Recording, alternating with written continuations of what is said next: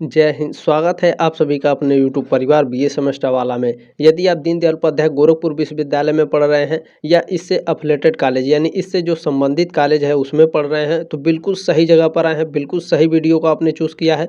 BA semester वाला दीनदयाल उपाध्याय गोरखपुर विश्वविद्यालय की बहुत ही ज़बरदस्त तैयारी कराता है। आप लोग देख रहे हैं, मैंने आप लोगों के क्लासेस भी कराए हैं। डिस्क्रिप्शन बॉक्स में प्लेलिस्ट का लिंक है, जा करके सारे क्लासेस आप देख सकते हैं। ठीक है, तो ये आप लोगों का एग्जाम होने वाला है बीए थर्ड सेमेस्टर में।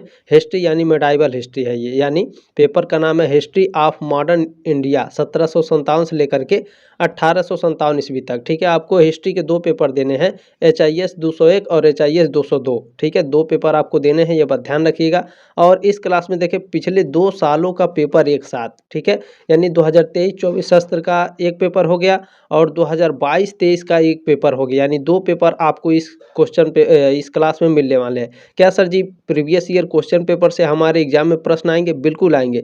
ऐसा कोई प्रीवियस ईयर का क्वेश्चन पेपर नहीं होता है जिससे आपके एग्जाम में प्रश्न ना पूछे जाए। ठीक है, आप लोग पेपर का नाम देख सकते हैं, पेपर कोड देख सकते हैं, आप अपना ईयर देख सकते हैं, अपना सब्जेक्ट देख सकते हैं और थर्ड सेमेस्टर है। ठीक है, देखिए 2 सालों का पेपर मैं आपको प्रोवाइड कराने वाला हूँ। ये दूसरा पेपर है 2022-23 का। ठीक है, HIS 201 हिस्ट्री यानी medieval history third semester, history of modern India 1757 से 1857। ठीक है, 2 पेपर आपको इस क्लास में मिलेंगे, ये बात ध्यान रखेंगे। अब तो बहुत ही ज़बरदस्त तैयारी कराई जाती है, तो आप लोग इस क्लास में बने रहिएगा लास्ट तक। बहुत ही ज़्यादा हेल्पफुल ये क्लास आप लोगों के लिए होने वाली है। ठीक है, चलिए, मैंने कई सारे क्वेश्चन पेपर आप लोगों को प्रोवाइड कराए हैं एजुकेशन के, और जितने भी आपके एग्जाम हो रहे हैं सारे क्वेश्चन पेपर मैंने प्रोवाइड कराए हैं।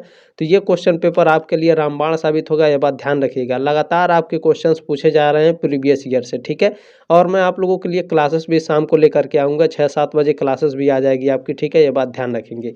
चले स्टार्ट करते हैं दोस्तों। इसमें पहला प्रश्न देखते हैं आपका क्या पूछा गया है। अंग्रेजी शासनकाल में भारत का कौन सा क्षेत्र अफीम उत्पादन हेतु प्रसिद्ध था? यानी जब भारत में अंग्रेज जो है शासन कर रहे थे तो उस समय अफीम की खेती जो होती थी वो किस क्षेत्र में सबसे ज़्यादा होती थी? तो बिहार में। ठीक है, ये प्रसिद्ध था बिहार अफीम की खेती के लिए। ये ऑप्शन राइट है प्रश्न नंबर पहले का। ठीक है, इसमें दूसरा प्रश्न आप लोगों का पूछा गया है, फ्रेंच ईस्ट इंडिया कंपनी की स्थापना किस वर्ष हुई? फ्रेंच ईस्ट इंडिया कंपनी की स्थापना हुई थी 1664 ईस्वी में। ठीक है, डेट याद रखिएगा 1 सितंबर। ठीक है, 1 सितंबर 1664 को फ्रेंच ईस्ट इंडिया कंपनी की स्थापना हुई थी। ठीक है, चले आगे बढ़ते हैं, अगला प्रश्न देखते हैं आपका क्या पूछा गया है।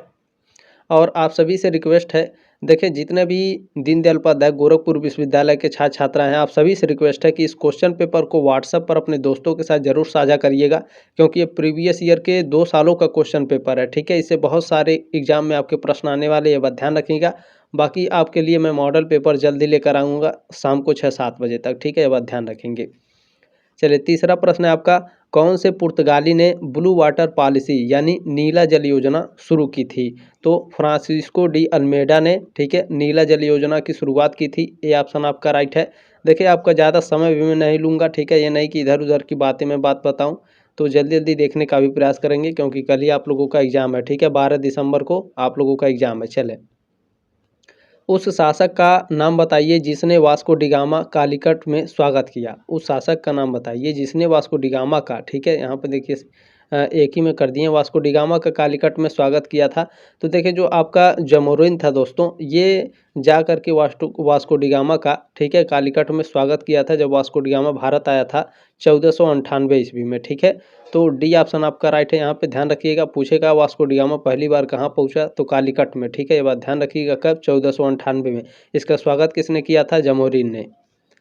चले अगला प्रश्न देखते हैं। पांचवा प्रश्न आपका पूछा गया है, वास्को डिगामा भारत कब आया? देखिए यहाँ पर पूछा गया है तो 1498 में। ठीक है, बी ऑप्शन आपका राइट है। देखिए बहुत ही हार्ड क्वेश्चंस नहीं आते हैं, ये बात ध्यान रखिएगा। ठीक है, 2-3 बार अगर आप इस क्वेश्चन पेपर को देख ले रहे हैं, मॉडल पेपर को देख रहे हैं, तो एक भी क्वेश्चन बाहर से नहीं आने वाला है। ठीक है, देखें भारत की तरफ आने वाली और सबसे मोस्ट इम्पॉर्टेंट बात यह है, अगर आपको आंसर की चाहिए तब क्या करेंगे, तो टेलीग्राम ग्रुप का लिंक दिया गया डिस्क्रिप्शन बॉक्स में और व्हाट्सएप ग्रुप का लिंक भी दिया गया। आप दोनों जगह कहीं भी आप अपना क्वेश्चन पेपर भेज सकते हैं। जैसे क्वेश्चन पेपर भेजेंगे वैसे ही आपको आंसर की मिल जाएगा 2 घंटे के अंदर। ठीक है, ये बात ध्यान रखेंगे, तो क्वेश्चन पेपर जरूर सेंड कर दीजिएगा। चलिए छठा प्रश्न है, भारत की तरफ आने वाले समुद्री मार्ग की खोज किसने की थी? तो ये वास्को डी गामा ने की थी। बी ऑप्शन आपका राइट है प्रश्न नंबर 6 का। चलिए सातवां प्रश्न क्या पूछा गया है आपका, ध्यान से देखेंगे। भारत आने वाले प्रथम यूरोपियन कौन थे? ब्रिटिश, डच, फ्रांसीसी या पुर्तगाली? सबसे पहले पुर्तगाली आए थे भारत में। पुर्तगाली कौन थे? वास्को डी गामा पुर्तगाली था। ये सबसे पहले भारत में आया था 1498 में। कहाँ? कालीकट के तट पर। ठीक है, डी ऑप्शन आपका राइट है। इसका स्वागत किसने किया था? जमहूरीन ने। ठीक है, चलिए देखिए ये सारी बातें एक एक मैं बताते चलूँगा, आपको मैं भूलने नहीं दूंगा, ये बात ध्यान रखेंगे। अंग्रेज शासक चार्ल्स द्वितीय ने अंग्रेज शासक चार्ल्स द्वितीय को किसकी राजकुमारी से विवाह करने के लिए मुंबई दहेज में दिया गया था? तो पुर्तगाल के शासक के साथ। ठीक है, बी ऑप्शन आपका राइट है। अंग्रेज शासक चार्ल्स द्वितीय को किसकी राजकुमारी से विवाह करने के लिए मुंबई दान में दिया गया? पुर्तगाली शासक के साथ। ठीक है, बी ऑप्शन आपका राइट है प्रश्न नंबर 8वें का। ठीक है, चले प्रश्न नंबर 9 आपका पूछा गया है, अंग्रेजों ने भारत में अपनी पहली फैक्ट्री कहाँ स्थापित की थी? तो अंग्रेजों ने भारत में अपनी पहली फैक्ट्री सूरत में स्थापित की थी। बी ऑप्शन आपका राइट है। सारे ये क्वेश्चंस मॉडल पेपर में भी मैंने रखे हैं और काफ़ी एक्सप्लेन करके भी बताया। ठीक है, तो मॉडल पेपर जरूर देख लेंगे। निम्नलिखित में से किन स्थानों पर डचों ने अपने व्यापारिक अड्डे स्थापित किए? तो डचों ने सूरत, भरूच, आगरा, नागपट्टनम, चिनसुरा, ठीक है, चिनसुरा, मछलीपट्टनम, कोचीन, अहमदाबाद, पटना, इन सभी जगहों पर की थी। ठीक है, डी ऑप्शन आपका राइट है। और पहली बार जो है की थी तो ध्यान रखेंगे सूरत में। ठीक है, ये बात ध्यान रखिएगा। नहीं, ये ध्यान रखिएगा, अंग्रेजों ने भारत में पहली फैक्ट्री कहाँ स्थापित की थी? सूरत में, ये बात ध्यान रखेंगे। ठीक है, चले बाकी डचों के लिए पूछ रहा है तो डच अपने व्यापारिक अड्डे स्थापित किए थे तो इन सभी जगह पर। ठीक है, ये बात ध्यान रखिएंगे। चलिए इसमें अगला प्रश्न है, किस मुगल सम्राट के काल में ब्रिटिश ईस्ट इंडिया कंपनी ने भारत में अपना सर्वप्रथम कारखाना स्थापित किया? ब्रिटिश ईस्ट इंडिया कंपनी ने जहांगीर के शासनकाल में अपना पहला कारखाना स्थापित किया था। ये बात ध्यान रखेंगे, भारत में अपना सर्वप्रथम कारखाना जहांगीर के शासनकाल में स्थापित किए। ये ऑप्शन आपका राइट है। चलिए अगला प्रश्न देखिएगा, 12 नंबर प्रश्न आपका पूछा गया है, निम्न में से कौन सा भारत आने वाला पहला अंग्रेज जहाज था? एलिजाबेथ, बंगाल, रेड ड्रैगन या मेफ्लावर?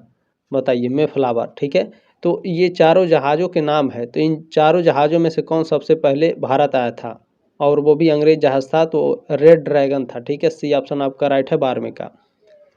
चलिए 13 नंबर प्रश्न देखिएगा क्या पूछा गया है, लंदन में ब्रिटिश ईस्ट इंडिया कंपनी के गठन के समय भारत का निम्नलिखित में से कौन बादशाह था? अकबर, जहांगीर, शाहजहां या औरंगजेब?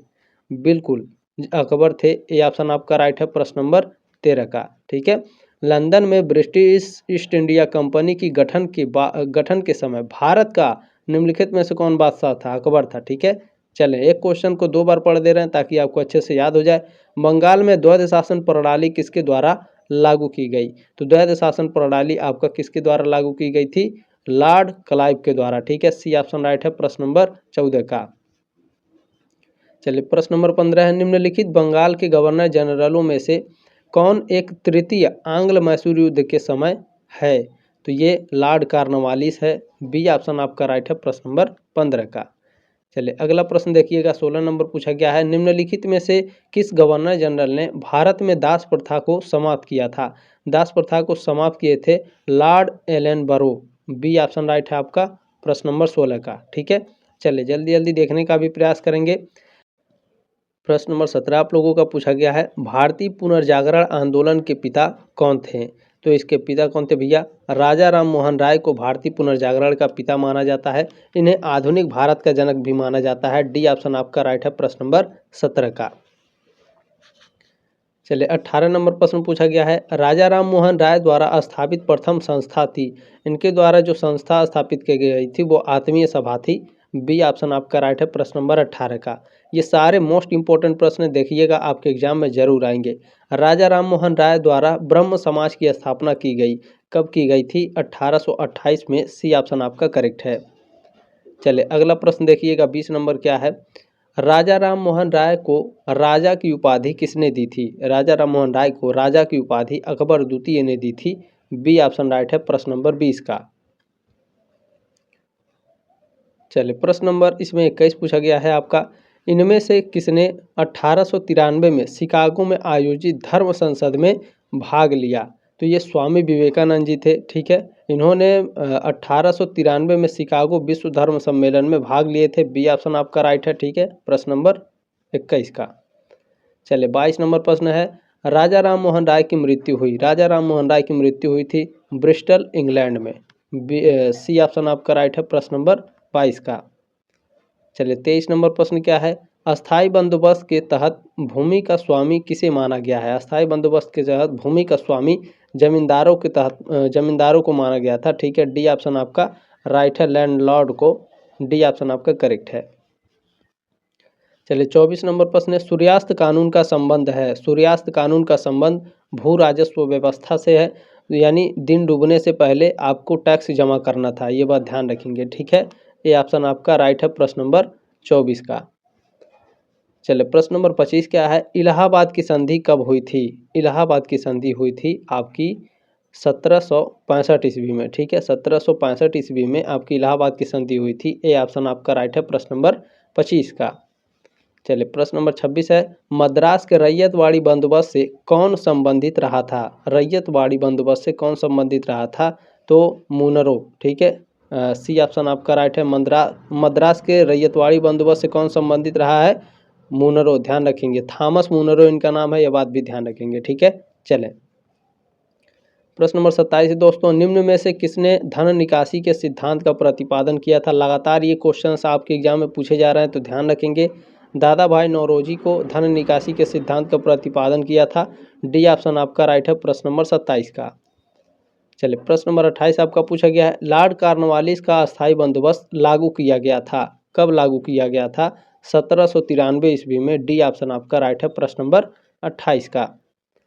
चलिए प्रश्न नंबर 29 आपका पूछा गया है, निम्नांकित में से सही सुमेलित नहीं है। लॉर्ड कॉर्नवालिस अस्थायी बंदोबस्त को किसने लाया था? लॉर्ड कॉर्नवालिस ने, बिल्कुल राइट है। सहायक संधि प्रणाली को लॉर्ड वेलेजी ने लाया था, ये भी राइट है आपका, ठीक है। चलें अगला देखते हैं क्या है, द्वितीय आंग्ल मराठा युद्ध लॉर्ड हेस्टिंग के समय में नहीं हुआ था, लॉर्ड वेलेस्ली के समय में हुआ था द्वितीय आंग्ल मराठा युद्ध, ठीक है। ये बात ध्यान रखेंगे, किसके समय? लॉर्ड वेलेस्ली के समय हुआ था, लॉर्ड हेस्टिंग्स के समय नहीं हुआ था, ठीक है। और जो यह युद्ध हुआ था 1803 से 1805 के बीच में लड़ा गया था, ये भी आप लोग ध्यान रखिएगा, ठीक है। चले, और इसमें जो युद्ध हुआ था, इसमें ब्रिटिश ईस्ट इंडिया कंपनी का प्रतिनिधित्व जो है लॉर्ड वेलेस्ली ने किया था, ठीक है। और मराठों का नेतृत्व बाजीराव द्वितीय ने किया था, ठीक है। ये बात भी आप लोग ध्यान रखेंगे। और जो 1829 का 17वां रेगुलेशन है, ये लॉर्ड विलियम बैटिंग के द्वारा लाया गया था, ठीक है। इसमें सती प्रथा का अंत भी इसी में है, ठीक है। ये बात भी आप लोग ध्यान रखेंगे। तो सी ऑप्शन आपका राइट है, ये आपका मेल नहीं है, ठीक है, ये आपका सही सुमेलित नहीं है। चलिए प्रश्न नंबर 30 है, रणजीत सिंह किस मिसल के थे? ठीक है, रणजीत सिंह किस मिसल के थे? सुकरचकिया के थे, ठीक है। ये ऑप्शन आपका राइट है, प्रश्न नंबर 30 का। चलिए प्रश्न नंबर 31 आपका पूछा गया है साथियों, महाराजा रणजीत सिंह के पिता का नाम था, इनके पिता का नाम था सरदार महासिंह या महान सिंह। सी ऑप्शन राइट है, प्रश्न नंबर 31 का।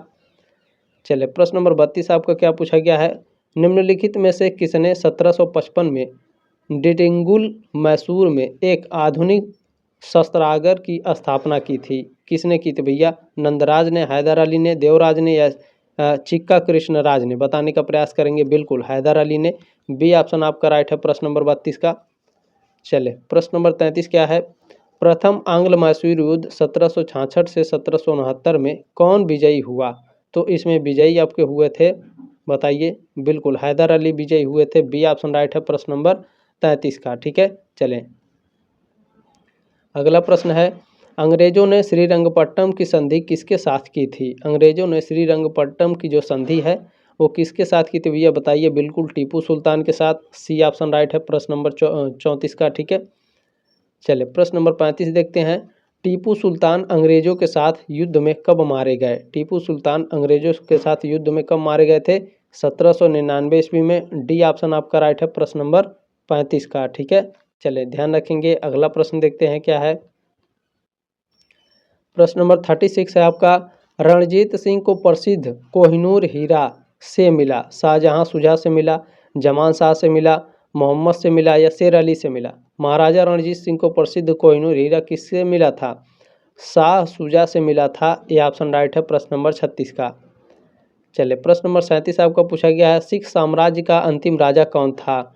खड़ग सिंह, शेर सिंह, ननिहाल सिंह या दलीप सिंह? बताइए सिख साम्राज्य का अंतिम राजा कौन था? सिख साम्राज्य के अंतिम राजा दलीप सिंह थे। डी ऑप्शन आपका राइट है प्रश्न नंबर 37 का। ठीक है, चले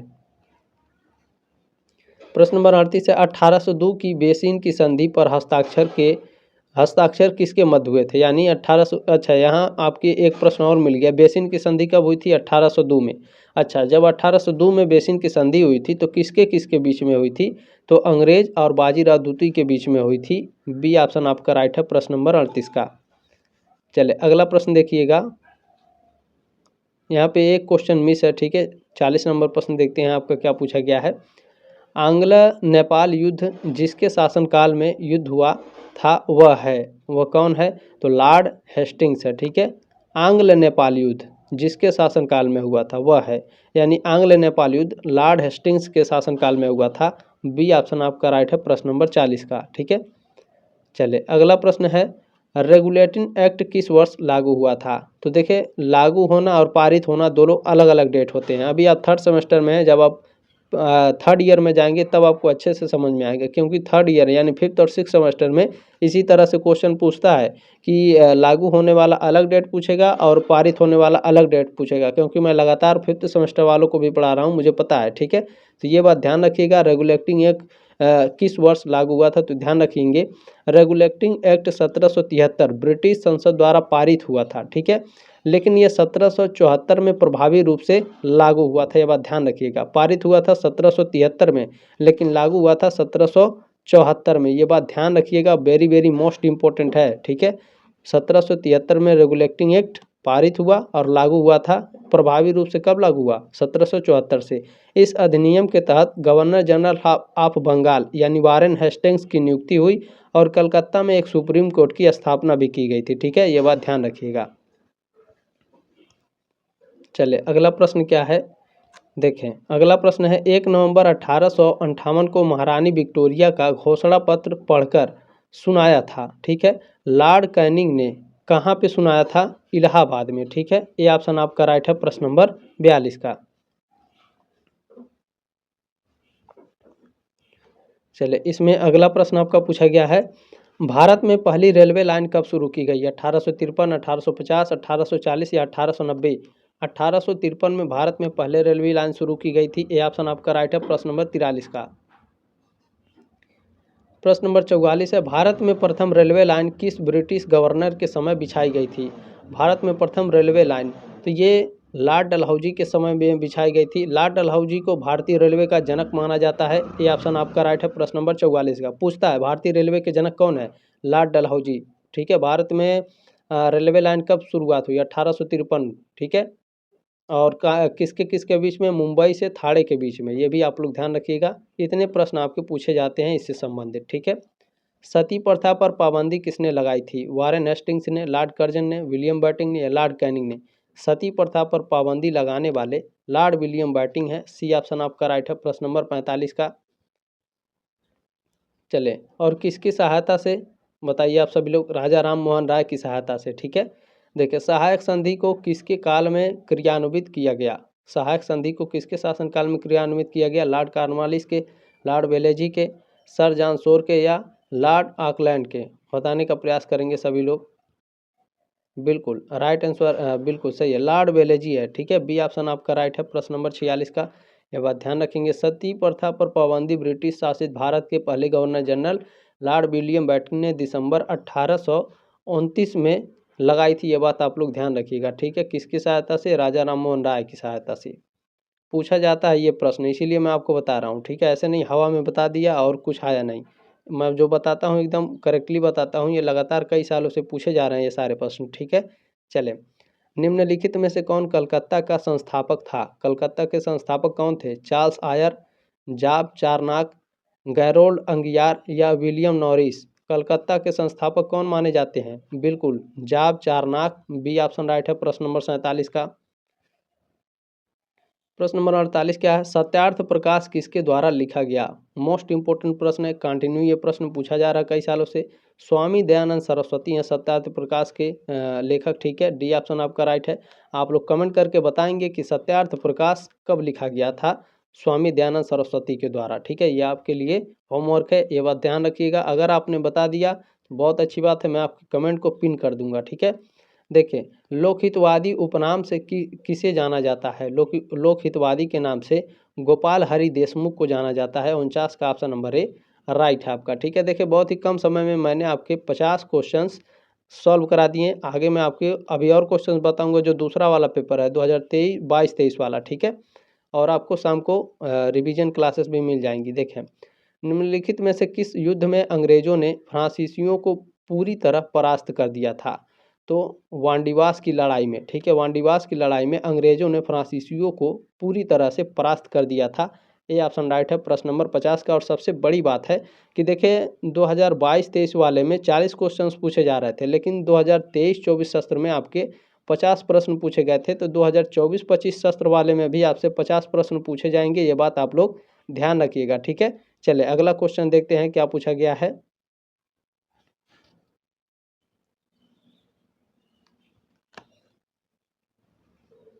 चले, इसमें आपका देखें ये दूसरा पेपर स्टार्ट हो गया है, ठीक है। इसमें पहला प्रश्न आप लोगों ने देखा, यहाँ पे पहला प्रश्न आप लोगों का पूछा गया है, निम्नलिखित में से किसे भारत का मार्टिन लूथर माना जाता है? भारत का मार्टिन लूथर स्वामी दयानंद सरस्वती को माना जाता है। बी ऑप्शन आपका राइट है। प्लीज़ आप सभी से रिक्वेस्ट है कि आप सभी लोग एक एक लाइक जरूर कर दीजिए। अभी तक आपने लाइक नहीं किया है तो प्लीज़ लाइक कर देंगे, ताकि देखिए आप लोग लाइक करते हैं तो क्लास ऑटोमेटिक रिकमेंड करता है यूट्यूब बाकी बच्चों के पास। यूट्यूब पर लाइक का और कोई मतलब ही नहीं होता है, सिर्फ एक ही मतलब है, आप जितना ज़्यादा लाइक करेंगे क्लास पर, यूट्यूब उतना ज़्यादा क्लास को रिकमेंड करेगा, यानी बाकी बच्चों के पास भेजेगा। तो ये आपकी जिम्मेदारी है, लाइक भी कर देंगे और शेयर करना मोस्टली आपकी जिम्मेदारी है। प्रत्येक बच्चे के पास ये क्वेश्चन पेपर होना चाहिए, जितने भी दीनदयाल उपाध्याय गोरखपुर विश्वविद्यालय के छात्र छात्राएँ हैं या उससे संबंधित कॉलेज हैं, ठीक है।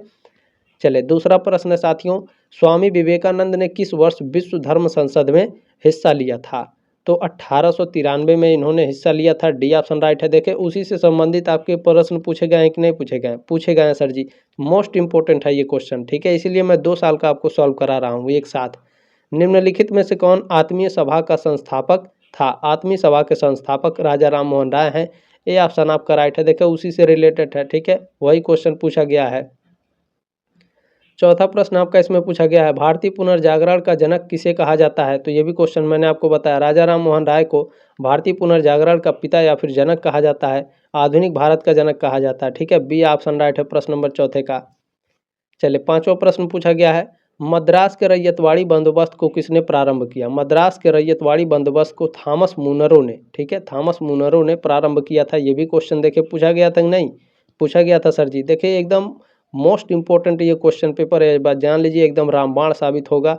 बाकी तो मैं आप लोगों के लिए हमेशा उपलब्ध हूँ, खड़ा हूँ। आपके पास कोई भी दिक्कत है, कोई भी समस्या, टेलीग्राम पे आइए। किसी क्वेश्चन को लेकर डाउट है, सर जी इस क्वेश्चन का डाउट क्लियर कर दीजिए, आपसे एक पैसा मैं नहीं लेता हूँ, ठीक है। डाउट सेशन का एक भी रुपया नहीं देना आपको। सारे नोट्स, सारे पीडीएफ, सारे क्लासेस सब फ्री में है, टेलीग्राम पर सब सेंड किए जाते हैं, ठीक है। ये बात आप लोग ध्यान रखेंगे। जो मैं क्लासेस कराता हूँ उसका सिर्फ पीडीएफ भेजता हूँ, क्वेश्चन पेपर मैं सेंड नहीं करता, ठीक है। क्योंकि क्वेश्चन पेपर ग्रुप में और लोग हैं चुरा लेते हैं और अपने चैनल पर डाल देते हैं, इसलिए मैं क्वेश्चन पेपर नहीं भेजता हूँ, ठीक है। चलें, छठवां प्रश्न है साथियों, अस्थाई बंदोबस्त से निम्नलिखित में से कौन संबंधित था? तो ये आपके लॉर्ड कॉर्नवालिस थे, ठीक है। सी ऑप्शन राइट है प्रश्न नंबर 6वें का।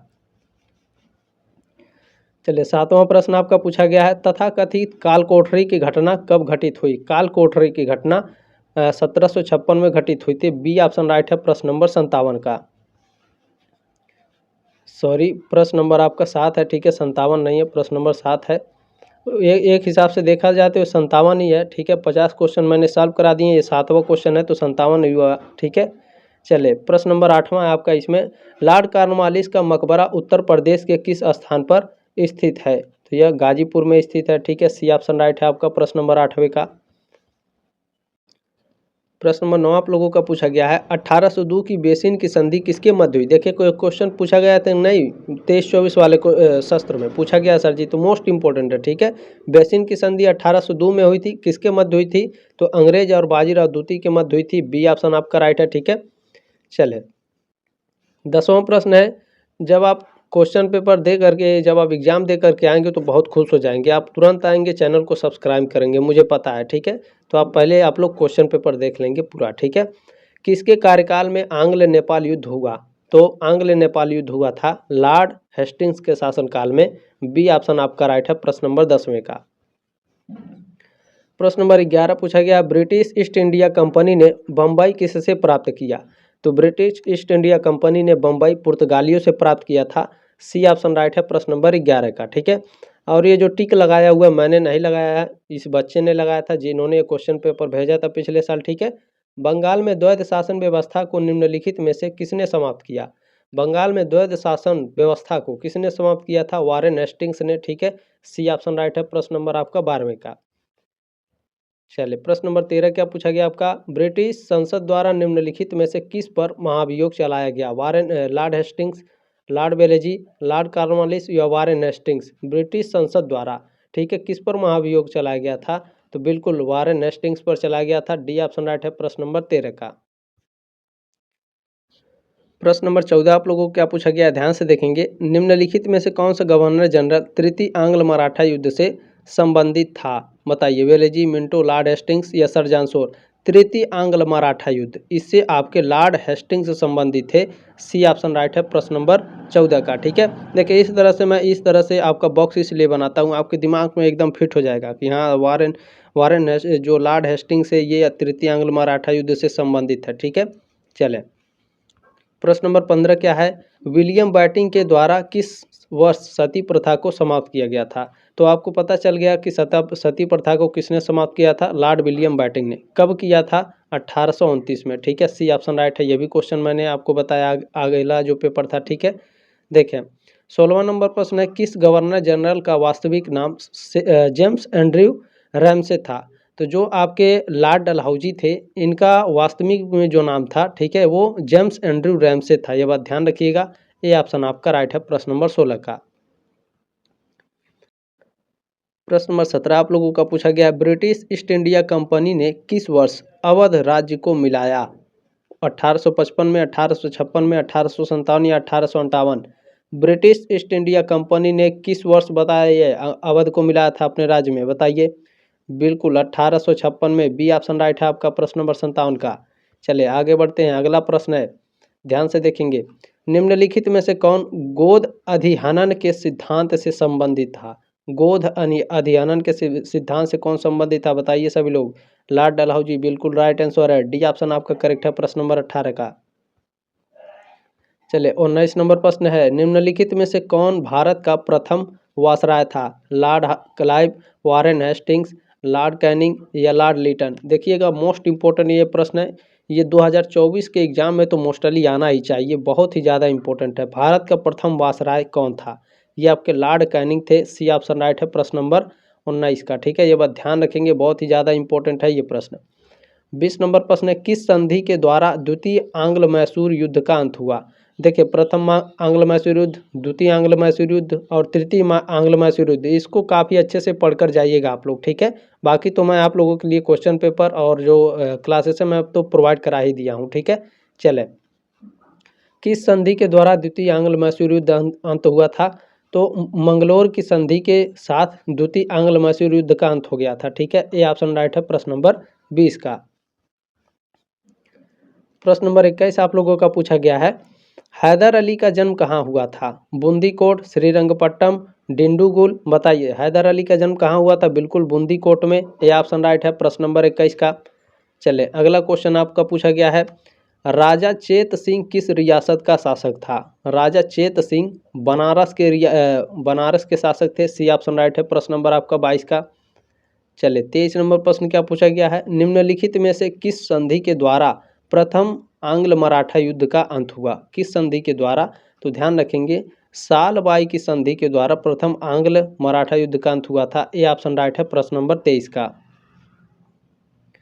चलिए प्रश्न नंबर 24 क्या है, रेगुलेटिंग एक्ट की संस्तुतियों के आधार पर सुप्रीम कोर्ट की स्थापना निम्नलिखित में से किस स्थान पर की गई? तो ये की गई थी कलकत्ता में, ठीक है, सी ऑप्शन राइट है। ध्यान रखेंगे, रेगुलेटिंग एक्ट की संस्तुतियों के आधार पर सुप्रीम कोर्ट की स्थापना किस स्थान पर? कलकत्ता में, ठीक है, सी ऑप्शन आपका करेक्ट है। ध्यान रखेंगे, रेगुलेटिंग एक्ट पारित कब हुआ था? ठीक है, तो 1773 में। ये प्रभावी रूप से लागू हुआ था 1774 में, ठीक है, ये बात भी आप लोग ध्यान रखिएगा। चलिए प्रश्न नंबर 25 है, पुरंदर की संधि किस वर्ष हुई? पुरंदर की संधि बताइए, 1775 में, 1776, 1777 या 78 में? पुरंदर की संधि 1776 में हुई थी, बी ऑप्शन आपका करेक्ट है। प्रश्न नंबर 26 पूछा गया, वारेन हेस्टिंग्स बंगाल का गवर्नर कब बना? वारेन हेस्टिंग्स बंगाल का गवर्नर बना था 1773 में, ठीक है, डी ऑप्शन आपका राइट है प्रश्न नंबर 26 का। प्रश्न नंबर 27 पूछा गया है, बक्सर के युद्ध में अवध के किस शासक ने हिस्सा लिया था? बक्सर के युद्ध में अवध के किस शासक ने, ये बताइए, शहादत खान, सफदर खान, नासिर जंग या सिराजुद्दौला? बक्सर के युद्ध में अवध के किस शासक ने हिस्सा लिया था? वेरी वेरी मोस्ट इंपॉर्टेंट प्रश्न, सिराजुद्दौला ने, डी ऑप्शन राइट है प्रश्न नंबर 27 का। ठीक है, फटाफट एकदम, बहुत सही, ऐसे लाइक करते रहेंगे आप लोग और इसे शेयर भी कर देंगे, ठीक है। चलिए प्रश्न नंबर 28 है आपका, अलीनगर की संधि कब हुई? अलीनगर की संधि हुई थी फरवरी 1757 में, बी ऑप्शन राइट है प्रश्न नंबर 28 का। देखिए आप लोगों का बहुत ही कम समय में मैंने 90 क्वेश्चन आपको पढ़ा दिया, ठीक है, 50 क्वेश्चन एक बार और इसमें 40 क्वेश्चन है, बाकी आप लोगों के लिए क्लासेस आ रही हैं और बाकी क्लासेस आपके डिस्क्रिप्शन बॉक्स में लिंक दिया गया है प्ले लिस्ट का, बाकी सारे क्लासेस भी आप लोग देख लेंगे, ठीक है। देखें, मीर कासिम किस राज्य का नवाब था? पंजाब का, अवध का, बंगाल का या सिंध का? मीर कासिम किस राज्य का नवाब था? तो ये आपके बंगाल के नवाब थे, सी ऑप्शन राइट है प्रश्न नंबर 29 का। चलिए प्रश्न नंबर 30 है आपका, वेदरा का युद्ध कब लड़ा गया? 1756, 1757, 1758 या 1759? वेदरा का युद्ध कब लड़ा गया था? 1759 में, डी ऑप्शन आपका राइट है। चलिए 31 नंबर प्रश्न है, मीर जाफर बंगाल का नवाब कब बना? मीर जाफर बंगाल का नवाब बना था, बताइए, 1757 में, 1756, 1758 या 1759? बताइए, मीर जाफर बंगाल का नवाब कब बना था? बिल्कुल 1757 में, ठीक है, बी ऑप्शन आपका राइट है। अच्छा, 1760 लिखा गया है इस क्वेश्चन पेपर में, तो आप लोग एक बार इस क्वेश्चन को सर्च कर लीजिएगा, ठीक है, गूगल पे, कि मीर जाफर बंगाल का नवाब कब बना था, 1757 में या फिर 1760 में, ठीक है। इस क्वेश्चन को लेकर के डाउट है मुझे, बाकी आप लोग इसका एक ही बार में सर्च हो जाएगा, ठीक है, बस 5-10 सेकंड का काम है, बाकी आप लोग इसे सर्च करके कमेंट बॉक्स में कमेंट कर दीजिएगा, सर जी 31 नंबर प्रश्न का इतना आपका सही है, इस सन में हुआ था, ठीक है। चले प्रश्न नंबर 32 है, पानीपत का तृतीय युद्ध किस वर्ष लड़ा गया था? पानीपत का प्रथम युद्ध, द्वितीय और तृतीय युद्ध, ये भी पूछा जाता है, तो इसे भी अच्छे से पढ़ लेंगे, ठीक है। पानीपत का तृतीय युद्ध कब लड़ा गया था? तो ध्यान रखेंगे 32 का ऑप्शन नंबर सी राइट है, 1761 में, ठीक है, सी ऑप्शन आपका करेक्ट है। चलिए अगला प्रश्न है, द्वितीय कर्नाटक युद्ध का काल क्या था? प्रथम कर्नाटक युद्ध, द्वितीय कर्नाटक युद्ध और तृतीय कर्नाटक युद्ध पूछे जाते हैं, तो ध्यान रखेंगे, ठीक है। द्वितीय कर्नाटक युद्ध का काल क्या था, यानी किस समय में ये लड़ा गया था? तो 1749 से 1754 के बीच में, ठीक है, बी ऑप्शन राइट है प्रश्न नंबर 33 का। प्रश्न नंबर 34 पूछा गया, बंगाल में द्वैध शासन कब प्रारंभ हुआ था? 1763, 1765, 1766 या 1777? बंगाल में द्वैध शासन आपका कब हुआ था? 1765 में, बी ऑप्शन राइट है प्रश्न नंबर 34 का। प्रश्न नंबर 35 है, भारत का प्रथम गवर्नर जनरल कौन था? भारत का प्रथम गवर्नर जनरल कौन थे भैया? विलियम बेंटिंक थे, ये ऑप्शन राइट है प्रश्न नंबर 35 का। चलिए प्रश्न नंबर 36 है आपका, बंगाल का प्रथम गवर्नर जनरल कौन था? Lord Hastings, Warren Hastings, William Bentinck या लॉर्ड डलहौजी? ये सारे क्वेश्चंस आपके पूछे गए थे 2024 में, ठीक है, दोहराए जा रहे हैं प्रश्नों को, ध्यान रखिएगा। वारेन हेस्टिंग्स बंगाल के प्रथम गवर्नर जनरल थे, बी ऑप्शन राइट है प्रश्न नंबर 36 का। चले प्रश्न नंबर 37 आपका पूछा गया, रॉबर्ट क्लाइव का जन्म कब हुआ था? 1725, 1728, 1732 या 1742? रॉबर्ट क्लाइव का जन्म कब हुआ था भैया, बताइए। बिल्कुल 1725 में, ये ऑप्शन राइट है आपका प्रश्न नंबर 37 का। प्रश्न नंबर 38 क्या है, भारत में पुर्तगाली शक्ति का वास्तविक संस्थापक कौन था? भारत में पुर्तगाली का वास्तविक संस्थापक अल्बुकर्क को माना जाता है। क्यों माना जाता है? देखिए 1509 में फ्रांसीसियों ने द अल्मीडा की जगह अल्बुकर्क भारत में पुर्तगाली गवर्नर बनकर आया, जिसने 1510 ईस्वी में बीजापुर के सुल्तान से गोवा को अपने कब्जे में ले लिया, इसलिए उसे भारत में पुर्तगाली शक्ति का वास्तविक संस्थापक माना जाता है। यहाँ पे कारण भी लिखा गया है, इस बच्चे ने लिखा है, तो ठीक है, ध्यान रखेंगे, मोस्ट इंपॉर्टेंट है। अगला प्रश्न देखते हैं। प्रश्न नंबर 39 है, बक्सर का युद्ध कब हुआ? 1762, 1763, 1764 या 1765? बक्सर का युद्ध लड़ा गया था आपका 23 अक्टूबर। डेट याद रखिएगा। अभी आप लोगों से डेट नहीं पूछा जा रहा है, आगे पूछा जाएगा आपका। अभी आप सेकेंड ईयर में, थर्ड ईयर में जब जाएंगे, फिफ्थ और सिक्स सेमेस्टर में डेट भी पूछा जाता है, ठीक है। तो बक्सर का जो युद्ध है ये आपका लड़ा गया था 1764 में 23 अक्टूबर को, ठीक है। चलें, ये लास्ट प्रश्न है। अच्छा, ये देख करके आप लोग समझ जाया करिए कि क्वेश्चन पेपर का लास्ट प्रश्न होगा आपका, ठीक है। तो जो आपने प्यार और सपोर्ट दिया है इसके लिए बहुत बहुत धन्यवाद सभी का, ठीक है। चलिए, ये लास्ट प्रश्न है, इसी तरह से अपना प्यार और सपोर्ट बनाए रखिए। मैं दिन रात आप लोगों के लिए मेहनत कर रहा हूँ, और ऐसे भी मैं आपके लिए फोर्थ, फिफ्थ और सिक्स सेमेस्टर में भी करूँगा, ये बात आप लोग ध्यान रख लीजिए, ठीक है। तो सब्सक्राइब कर लीजिएगा ताकि आप हमारे साथ 1.5 साल और बिता सकें, ठीक है। चलें, लास्ट प्रश्न है, प्लासी किस प्रांत में स्थित है? बंगाल में, बिहार में, उड़ीसा में या उत्तर प्रदेश में? तो जो प्लासी है दोस्तों, ये बंगाल में, बंगाल प्रांत में स्थित है, ठीक है। ये ऑप्शन आपका राइट है प्रश्न नंबर 40 का। जल्दी मिलते हैं आपके नेक्स्ट क्लास में, तब तक के लिए जय हिंद, वंदे मातरम।